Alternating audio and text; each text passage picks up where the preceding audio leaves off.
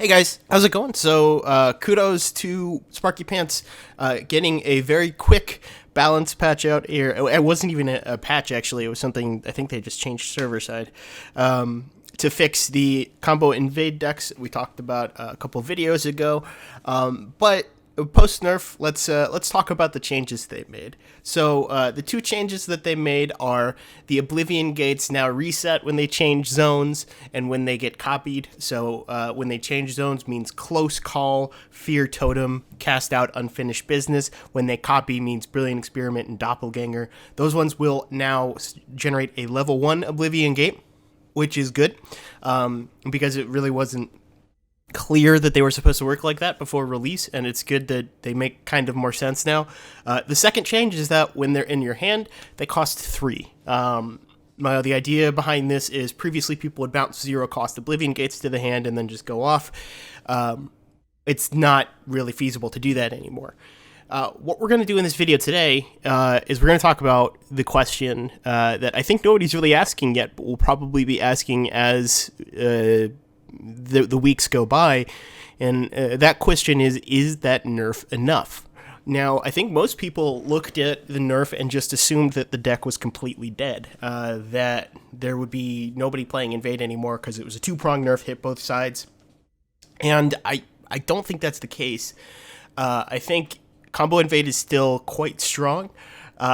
It has just changed a little bit. And the reason it's changed is previously as a combo deck, and this is why it was too powerful, it was a deck that could win with basically any draw.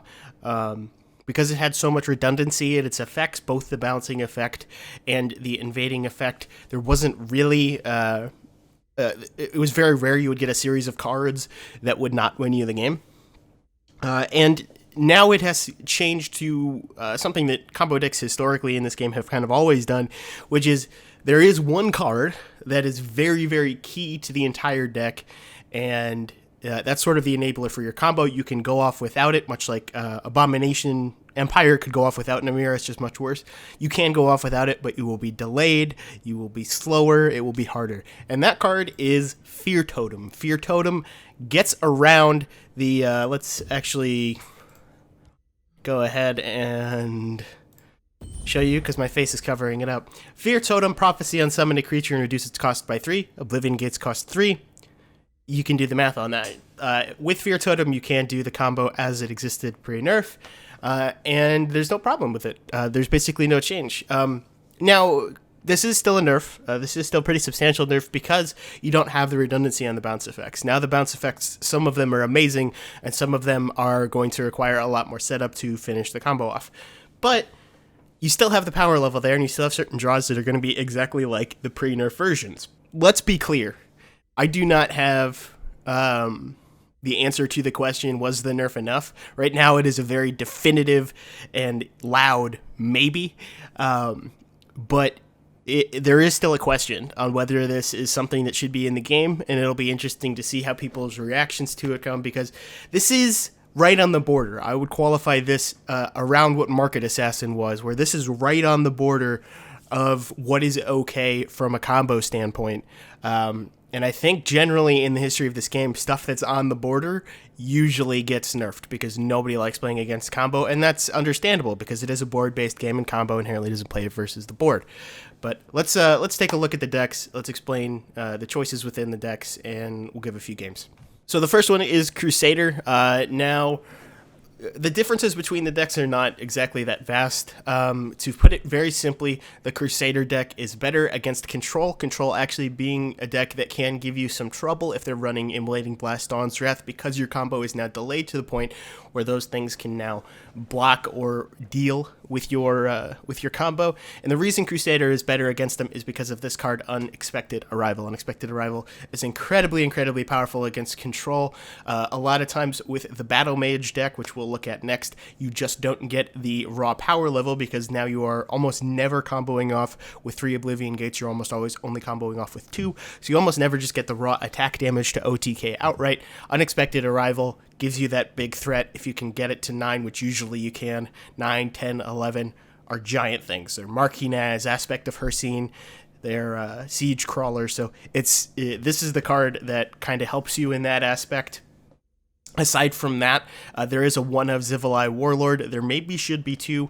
If you're wondering why, because it's not that strong of a card, it's because of Crusader's Assault. It's a very powerful draw tool, but a lot of times you will have difficulty triggering it. Adding a charged creature allows you to trigger it. And yeah, what this gets to do versus the Battle Mage is it gets Invasion Party. The Battle Mage has Dremora Adept, as we'll see, and those kind of trade off. But the expenses, this is a little bit worse against aggro, and I'll explain why once we get to the Battle Mage, but it is a little bit better against control. Now, it may not be immediately apparent why this is better against aggro, aside from the Blast from Oblivion, but to put it simply, it's because this gets 1 more invasion card.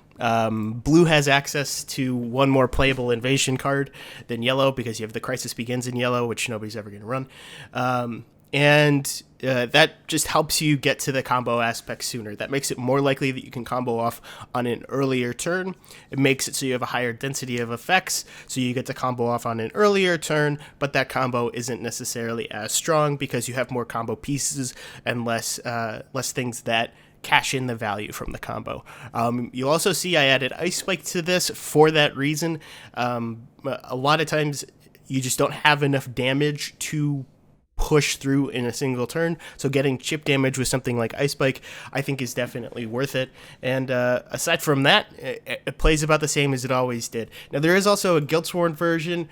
Knowing what we know about Cecil, this will probably end up being the best version. It's just kind of in the middle, and I threw in a cheeky little thing here, which is Hit and Run. I don't think it's right, but it is kind of funny. We're going to be playing the Crusader and the Battle Mage today, but again, I would not be surprised if this ends up being the strongest version, for no other reason than it's 3-color. But let's take a look at the decks, and let's see how they perform.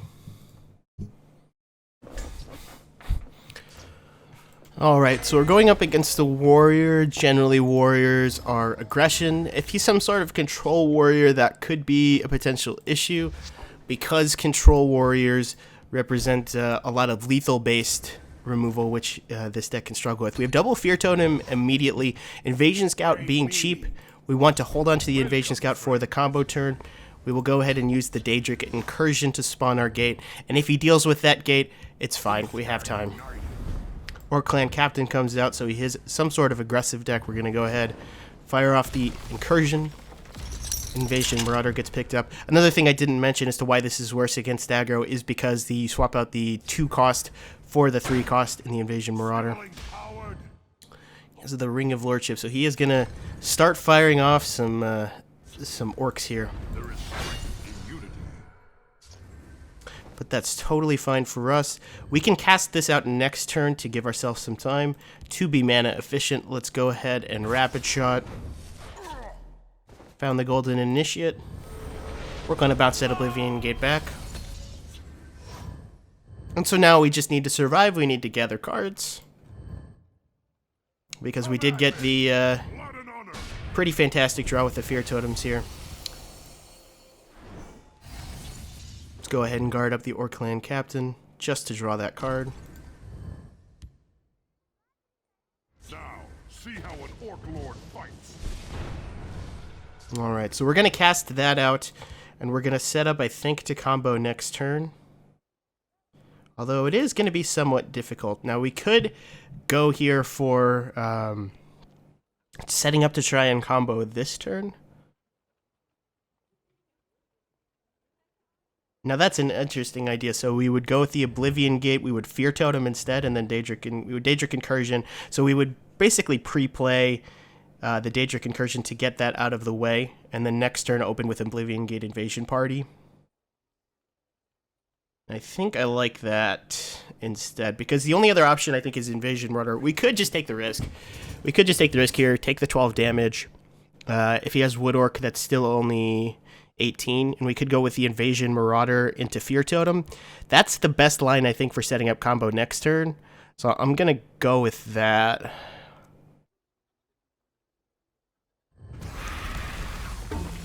Let's just play hard for the combo, go for it next turn. Bring back the Invasion Marauder, now cost 0. He finds Battle Rage Orc, so that's 16, 12, 14. He does have a kill with Wood Orc Headhunter now. That's a little bit unfortunate. Sniveling coward, blood and honor. Ooh, we hit the Prophecy Fear Totem to prevent that. Go home, Gortwog. For the glory of the Orcimer. He will immediately replay it, so it looks like he didn't have the Woodork Headhunter anyway. Find the close call. Close call can be used just as a way to invade again with the Invasion Scout. So even though he killed that, we're still okay because we have the zero cost Marauder to get our train rolling. Second gate over here for spacing reasons. Invasion party comes out. Invade, invade, invade. Let's go ahead and Invasion Scout to continue this chain, get this rolling up. Hits charge and lethal, which is great, but we want to play this Daedroth first to draw the card. It's charge and lethal as well. Killing it. So we close call this to get another invade. Ward, charge, drain, guard. Nice. Let's take this trade before we forget. And now with this last one, we're just going to bed them a couple times. We're getting 6 keywords on each scamp now. So the chances of things that impact the board are quite high.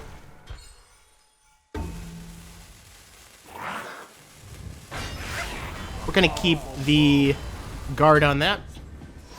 And it looks like we should be alright.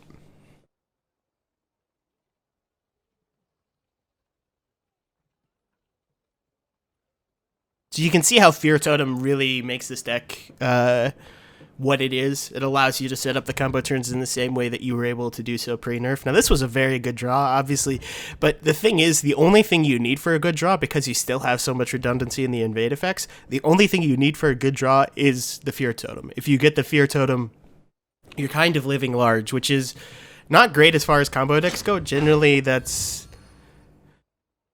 not what you want. You don't want combo decks to be entirely reliant on a single card, but it's understandable that it ends up getting to that point sometimes. So no other lethals on this side, but we do have all keywords next turn with a Daedric Incursion into Golden Initiate. Oh, he has the mute. It's well played, sir.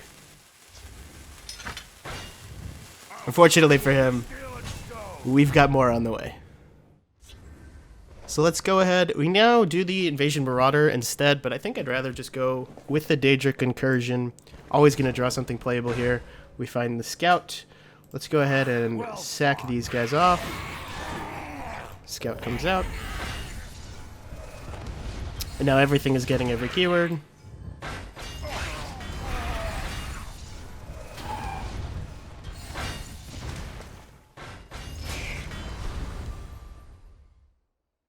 And let's just push that 8, because why not? Set up to kill him next turn. I don't think we need to swing for the 3. We have Cast Out to double up on this effect now. Now he can bounce with Belligerent Giant now if he has that. Bounces now work on Oblivion Gates, but he does not have it. And there you get an idea of what the Crusader can do. Let's take a look at the Battle Mage. Alright, so going up against a mage, there has been a lot of token mage going around. Although with Tessel, because they do indeed love the invade. We can expect maybe invade mage, even though I think that version of invade is potentially the weakest. Now, Oblivion Invasion is such a strong card. Normally I'd mulligan multiple things to try and find a bounce, but Oblivion Invasion is so insane in this deck. It is really, really strong. So now all we're looking for is a bounce. We have ways to pump up the gates. We found unfinished business. There's our bounce, although it is an awkward one. We do have a rapid shot to combo with it. No need to go in yet. Let's see what our opponent is doing. Nothing quite yet. Let's go ahead and Sigil Keeper. It is the most expensive one. We can rapid shot and bounce both it and the Oblivion Gate back next turn.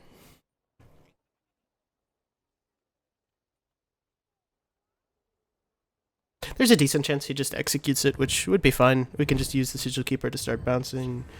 Well, if he's going to do that, I think I'm just going to leave it out there. So let's go ahead and just play the Valkyna's Mage. Against a control deck that hasn't played anything on the first 4 turns, I think it's relevant to try and start pushing some damage. Because we do want to try to get to the point where we're OTKing. That's something that might be worth keeping the unfinished business for as well. So if we could just keep playing this way, we can try to find a... Ooh, yeah, Invade Mirror. We could try to find the...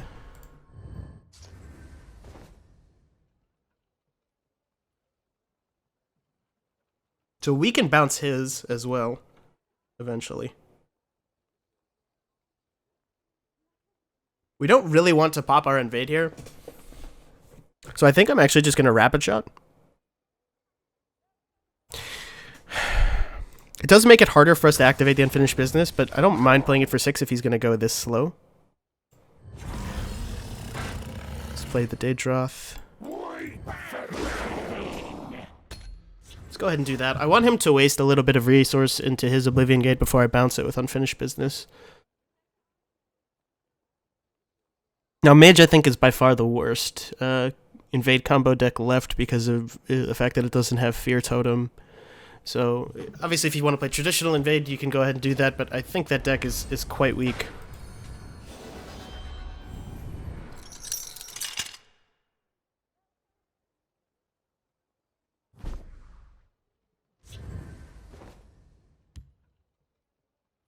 So let's go ahead and unsummon the one with Ward. We're going to bring this one back to our hand. We're going to make our text first. Ordering it in this way means that a Blast from Oblivion would go towards either this or this. He's just going to go on the Valkyna's Mage. Let's go ahead and continue attacking him. Try and get this life total down. Could potentially force him to combo off first, or we could potentially just combo off ourselves next turn. We could also play the Scamp to block his combo. So the Scamp is insane in the mirror as well. So let's counter our invades. If this stays alive, we play this for 3. We're at 5 mana. We can go Oblivion Invasion, Invasion Scout. We're at 4 mana. This goes to 0. Everything's up to discount. This would get it to 1 keyword. This would get it up a little bit further, and then we can go ahead and play the Adept. So I think we're going to go off this turn. Because he's playing Sigil Stone, he's playing a little bit slower, so let's just combo off and not mess with it, huh?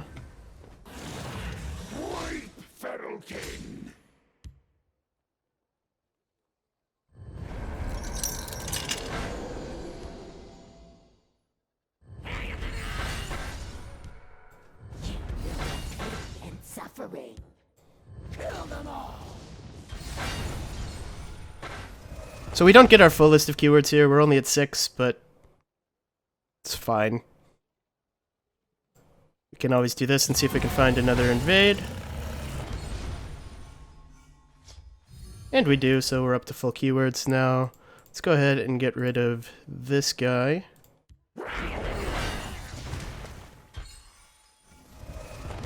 I'm not afraid of anything he's going to be able to do with these gates, so we can just send this Reflective Automaton face.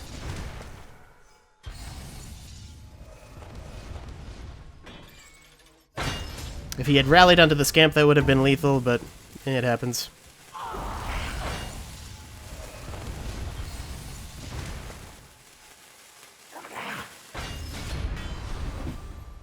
Voila!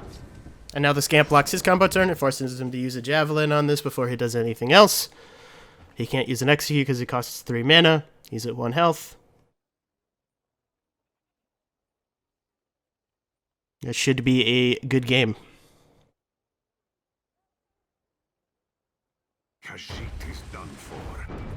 Alright, so you see the early combo turns are still possible. In that game, we didn't even have the Fear Totem. But we were still able to combo off on turn 8, even though he wasn't feeding us any cards as well. So, yeah, it's still a very powerful deck. It is still a very powerful deck, and it's something to look at as questionable whether it's okay or not. We will see. This is not something we can make a determination on immediately. I think a lot of people will instantly see it and say, okay, nerf it again. But I think this time, because it does take longer, because it is harder to play, give it some time, let people learn how to play against it, because there are ways to play against it. and go from there. Don't immediately jump to nerf this again, but just keep it in mind as we go through the next couple of weeks. This is a deck that is still very much going to be part of the meta. This is still a deck that is very strong. Invade is not dead, at least the combo versions. The other versions of Invade I think are quite bad, but the combo versions are not dead. And I don't know, we're going to be playing it a lot on stream to try and get a better idea of it, try to nail down the deck list. So yeah, thanks for watching, and I'll see you guys next time.